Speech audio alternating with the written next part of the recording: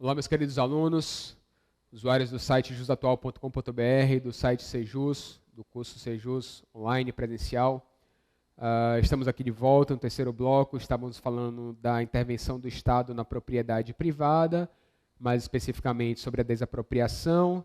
Nas aulas anteriores fizemos uma breve alusão histórica sobre o direito de propriedade, depois passamos a falar sobre o Instituto da Desapropriação propriamente dito, falamos sobre o seu conceito, os requisitos da indenização justa e prévia, sobre juros compensatórios, juros moratórios, e agora ingressaremos então nas modalidades da desapropriação, as modalidades previstas na Constituição para desapropriação, ok? Meus amigos, a desapropriação por interesse social para fins de reforma agrária. Então, desapropriação por interesse social, primeiramente. Eu quero que vocês se lembrem que, quando nós estudamos os pressupostos da desapropriação, nós vimos que poderia ser por necessidade pública, utilidade pública e interesse social, ok? Meus amigos, vejam vocês que a desapropriação por interesse social, ela pode ser feita tanto pela União, pelos estados, pelo Distrito Federal ou pelos municípios, ok? Qualquer desses entes políticos pode realizar a desapropriação por interesse social, e vejam aí, interesse social no sentido amplo. Pensemos na hipótese, como eu havia dito, do município resolver desapropriar um imóvel urbano para construir ali imóveis residenciais para pessoas de baixa renda. Ali tem um cunho social? Naturalmente que sim. O município tem competência para fazê-lo? Naturalmente que sim, ok? No entanto, a desapropriação por interesse social para fins de reforma agrária, esta, meus amigos, é de competência exclusiva da União, ok? Com desapropriação por interesse social para fins de reforma agrária. Competência privativa da União. E as bancas examinadoras costumam colocar muito que a desapropriação para fins de reforma agrária pode ser realizada por estados, Distrito Federal ou municípios. Esta afirmação está errada, ok? Então vejam vocês, meus amigos, que a desapropriação por interesse social está previsto no artigo 184 da Constituição Federal. Qual é o fundamento da desapropriação por interesse social para fins de reforma agrária? Como eu havia dito anteriormente, é o desrespeito à função social da propriedade. A função social da propriedade, repise-se, que foi inserida no artigo 5º e no artigo 170, inciso 3, dentre os princípios da atividade econômica, ok? Põe o nosso material aqui na tela, por favor. Vejam vocês, meus amigos, que o artigo 184 da Constituição dispõe que compete à União desapropriar por interesse social, para fins de reforma agrária, o imóvel rural que não esteja cumprindo sua função social, mediante prévia e justa indenização em títulos da dívida agrária, com cláusula de preservação do valor real, resgatáveis no prazo de até 20 anos, a partir do segundo ano de sua emissão, e cuja utilização será definida em lei.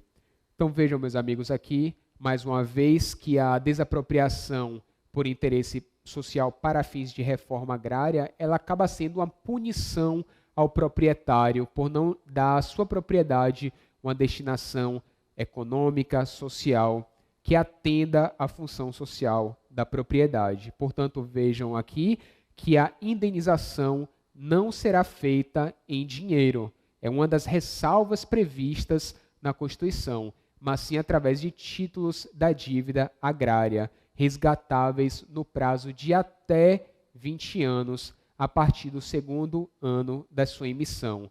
Esses requisitos é necessário o candidato saber?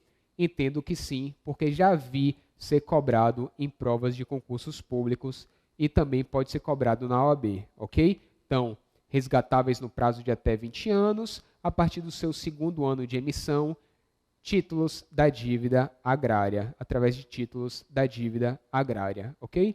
Meus amigos, feita a desapropriação desse imóvel rural, ele não pode ser negociado no prazo de até 10 anos. Então, todo imóvel objeto de desapropriação para fins de reforma agrária não pode ser negociado pelo prazo de até 2 anos. Até 10 anos, perdão.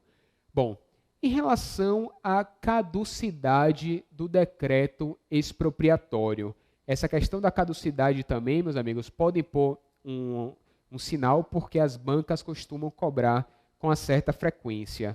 O prazo de caducidade para que o poder público ingresse com a ação de desapropriação, uma vez editado o decreto expropriatório, é de 2 anos. Ou seja, uma vez editado o decreto expropriatório pelo chefe do Poder Executivo, tem o poder público o dever de ingressar com a ação de desapropriação no prazo de até 2 anos.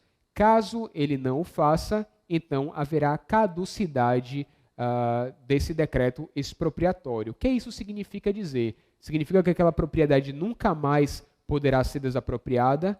Não, não significa isso. Significa dizer que apenas após 1 ano, desde essa caducidade, poderá o poder público editar novo decreto expropriatório, ok? Então fica caduco pelo prazo de 1 ano. Pois bem, meus amigos, em relação à desapropriação por utilidade ou necessidade pública. Nas aulas anteriores, eu falei exatamente essa diferença entre necessidade e utilidade pública. Havia dito que necessidade é aquela situação premente, urgente, necessária para o poder público e a utilidade seria uma medida conveniente para a administração. Qual é o detalhe que eu preciso que vocês saibam aqui referente à desapropriação por necessidade ou por utilidade pública? É também o prazo de caducidade do decreto expropriatório, ok? Porque as bancas examinadoras costumam trocar esses prazos, colocar o prazo da desapropriação por utilidade pública na desapropriação por interesse social e o prazo de 2 anos da desapropriação por interesse social como se fosse o prazo da desapropriação por utilidade pública. O prazo aqui é de 5 anos, ou seja, uma vez editado o decreto expropriatório, tem a administração pública o dever de ingressar com a ação de desapropriação no prazo de até 5 anos, ok? E de quem é a competência para editar esse decreto expropriatório? A União pode fazer, o Estado, o Distrito Federal e os municípios? Sem dúvida nenhuma que sim, meus amigos, sem dúvida nenhuma que todos os entes políticos têm a competência para editar esse decreto expropriatório, ok? Tanto a União pode desapropriar um imóvel urbano, quanto o Estado, quanto o Distrito Federal, quanto os municípios. E temos agora também a desapropriação urbana sancionatória. Peço, inclusive, que ponha nosso material aqui na tela, para que vocês possam ver a desapropriação urbana sancionatória. Ela vem prevista no artigo 182, parágrafo 4º, inciso 3 da Constituição Federal. E aqui também, meus amigos, assim como a desapropriação por interesse social para fins de reforma agrária, o fundamento da desapropriação urbana sancionatória é o descumprimento da função social da propriedade, ou seja, o descumprimento da função social por uma propriedade urbana.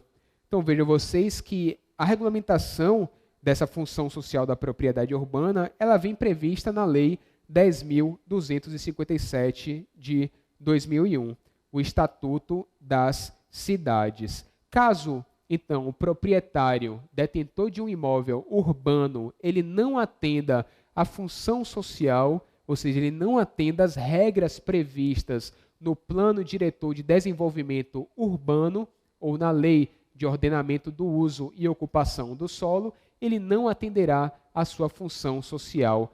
então ele poderá ter a sua propriedade desapropriada. Haverá então aí a determinação de uma edificação compulsória no primeiro momento, depois um aumento progressivo do IPTU, e caso aquele proprietário não dê uma destinação econômica e social àquele bem, haverá sim então uma desapropriação.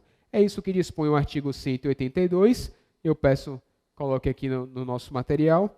A Constituição prevê que a política de desenvolvimento urbano, executada pelo poder público municipal, conforme diretrizes gerais fixadas em lei, tem por objetivo ordenar o pleno desenvolvimento das funções sociais da cidade e garantir o bem-estar de seus habitantes.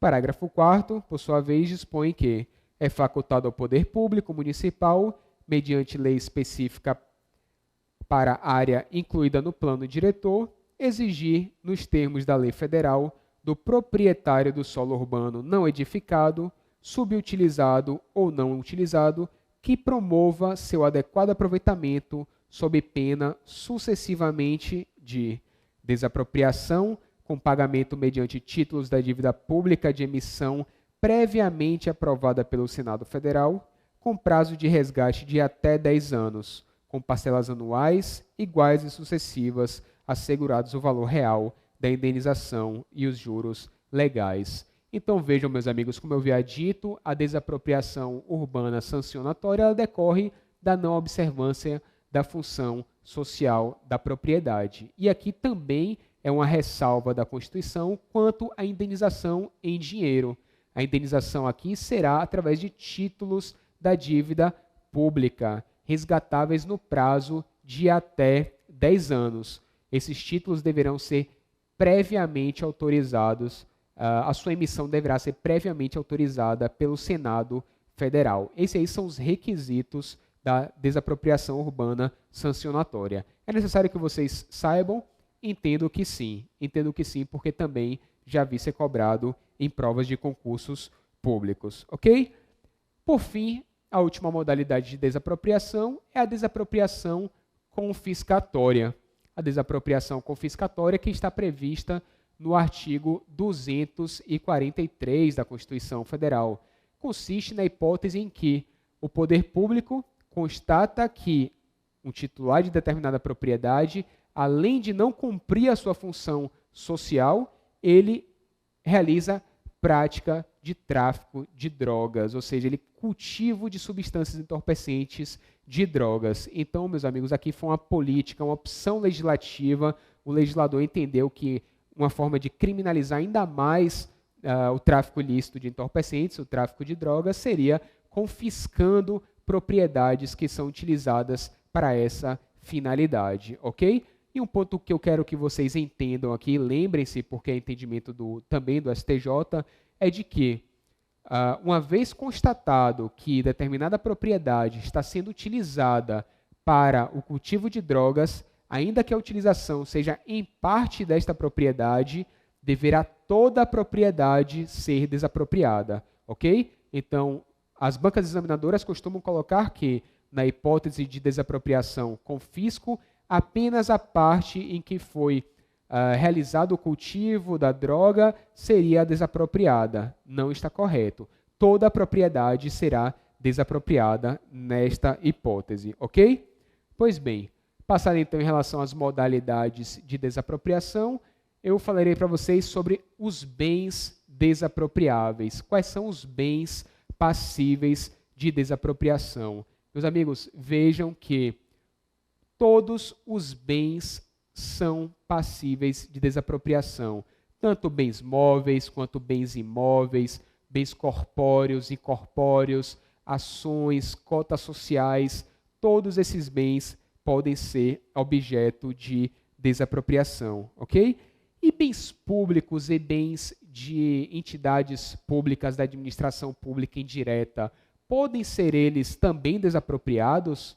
Sem dúvida nenhuma que sim, ok? Os bens públicos podem ser desapropriados. O que vocês têm que prestar bastante atenção é que, para que um bem público seja desapropriado, ele só poderá ser desapropriado por um outro ente público, ok? E esse ente público ele deverá ser de uma hierarquia superior. Então vejam vocês que pelo Pacto Federativo não há falar em hierarquia de entes políticos, mas aqui, para fins de desapropriação, vamos utilizar esse termo de superioridade sobre o princípio da predominância do interesse, ou seja, a predominância do interesse federal, a predominância do interesse estadual e a predominância do interesse municipal, sendo que o federal estaria num patamar superior. Então, meus amigos, vejam aqui que a União pode desapropriar bens dos estados, a União pode desapropriar bens dos municípios, os estados podem desapropriar bens dos municípios,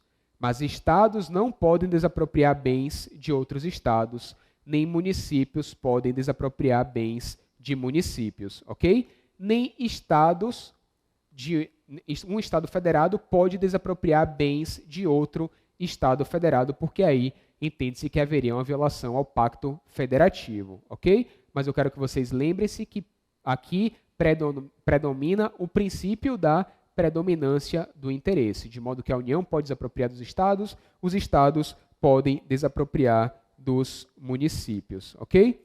E, por sua vez, a União pode desapropriar das pessoas jurídicas da administração pública indireta também. Então, aplica-se a mesma regra, ok? Os estados podem desapropriar também dessas pessoas jurídicas de direito privado, empresas públicas ou sociedades de economia mista, desde que elas não sejam empresas públicas federais, ok? Então, meus amigos, vejam aí, a mesma coisa acontece com os municípios. Em relação a bens tombados, meus amigos, vejam que o tombamento também é uma modalidade de limitação administrativa, de intervenção do Estado na propriedade. Mas o tombamento, ele pode recair sobre um bem particular. Então, pode o ente público ele desapropriar um bem tombado por outro ente político? Vejam que aqui, no caso do tombamento, aplica-se a mesma regra da desapropriação dos bens públicos. Caso o tombamento tenha sido feito por um ente político de hierarquia superior, não poderá haver a desapropriação. Caso o tombamento tenha sido feito por um ente inferior, poderá haver aí a desapropriação. Então, pensemos na hipótese de um bem particular que foi tombado pela União. Então, o Estado ele não pode desapropriar esse bem. Mas pensemos na hipótese de que o bem foi tombado pelo município. Esse Estado, então, poderia desapropriar aquele bem. Ok? Então, meus amigos, por hora, eu vou fechar aqui esse bloco. No próximo bloco, trataremos de outros assuntos sobre a desapropriação indireta, a retrocessão, a predestinação e, por fim, veremos algumas questões de alguns concursos públicos para que possamos debatê-las, ok?